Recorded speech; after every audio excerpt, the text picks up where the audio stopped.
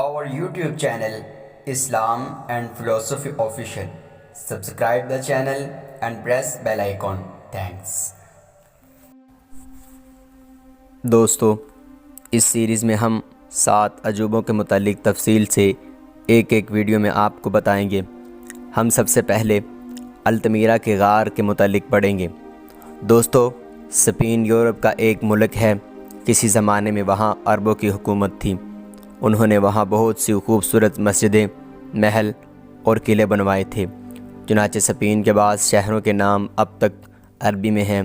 التمیرا کے نام میں جو ال ہے وہ ظاہر کرتا ہے کہ یہ عربی نام ہے۔ یہ ایک چھوٹی سی بستی ہے۔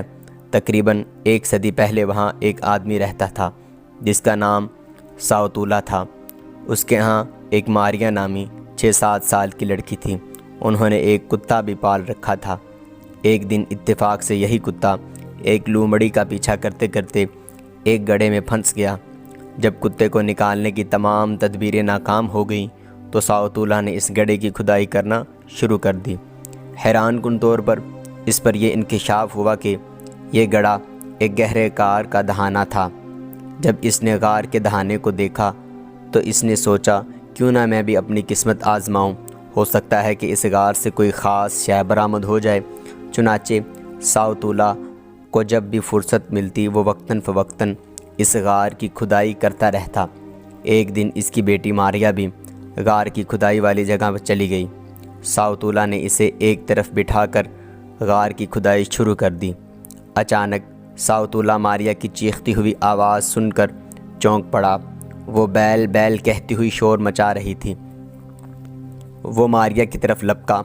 وہ حیران بھی تھا کہ اس تنگ غار میں بیل کہاں سے آ گئے۔ اس نے ماریا کے پاس جا کر دیکھا کہ وہ چھت کی طرف ٹکٹکی باندھ کر دیکھ رہی ہے۔ اس نے بھی اس کی دیکھا دیکھی چھت کی طرف دیکھا تو اسے وہ شے نظر آئی جس نے تھوڑے ہی عرصے میں ساری دنیا کو حیرت میں ڈال دیا۔ یہ بیلوں کی لال اور سرخ رنگ کی بہت سی تصویریں تھیں جو غار کی چھت پر دور تک پھیلی ہوئی تھیں۔ یہ واقعہ 1879 کا ہے۔ سرخ اور سیاہ رنگ کے بیلوں کے علاوہ اس غار کی دیوار پر رنگین بیل، جنگلی سور، ہرن اور انسانی ہاتھوں کے نشان تھے۔ ان کے رنگ اتنے شوخ اور روشن تھے جیسے مصور نے ابھی بھرے ہوں۔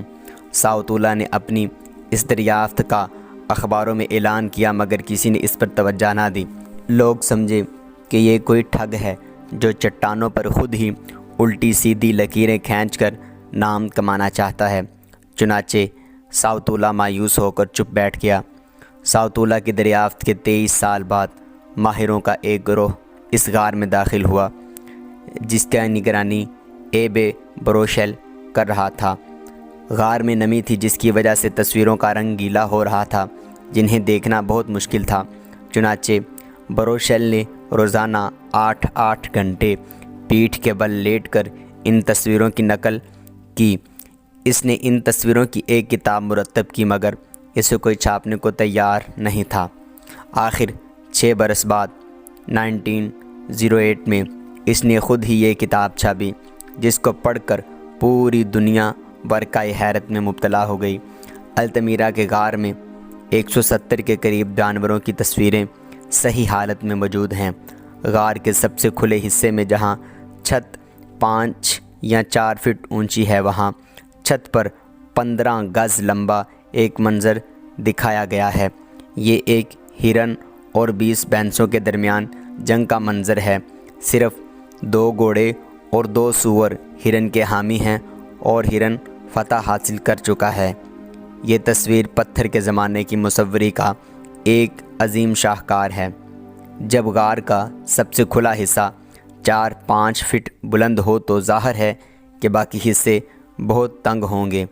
یہی وجہ ہے کہ ان غاروں میں گھٹنوں کے بل چل کر یا لیٹ کے جانا پڑتا ہے۔ غار میں بالکل اندھیرا ہے اور تاریکی میں اتنی مکمل تصویریں نہیں بنائی جا سکتی مگر وہاں ایسی چیزیں بھی ملی ہیں جن سے اس زمانے کے مصور چراغ اور مشعل کا کام لیتے تھے۔ ان تصویروں میں صرف 3 رنگ استعمال ہوئے ہیں: سرخ، زرد اور سیاہ۔ ہو سکتا ہے کہ پہلے یہ رنگ کچھ اور ہوں اور اب ان کی یہ صورت ہو۔ سوچنے کی بات یہ ہے کہ پتھر کے زمانے کے لوگ یہ رنگ کیسے تیار کر لیتے تھے۔ یہ بھی شواہد ملے ہیں کہ مصور برش کی جگہ اس دور میں اپنے ہاتھ کی انگلیاں استعمال کرتے تھے، یا پھر کسی پیڑ کی شاخ یا کسی پرندے کا جلا ہوا پر۔ تصویروں کا باریک کام ہڈی کی باریک تیلیوں سے لیا جاتا ہوگا۔ ان سب چیزوں کے نمونے التمیرا کے غار سے ملے ہیں۔ التمیرا کے غار کی تصویروں پر جگہ جگہ نیزوں اور بالوں کی مشق کے نشان بھی نظر آتے ہیں۔ اس کے دو سبب ہو سکتے ہیں، یا تو یہ جادو کے نشان ہیں، یا ممکن ہے کہ شکار کے استاذ تصویریں بنا کر انہیں اپنے شاگردوں کے نیزوں کے بالوں کا نشانہ بنواتے ہوں۔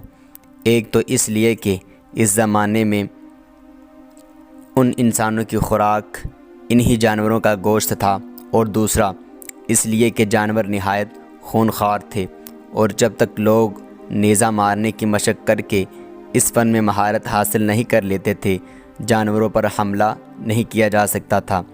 انہیں ڈر تھا کہ ادھر نشانہ چونکا اور ادھر وہ خود جانوروں کا شکار بن جائیں گے۔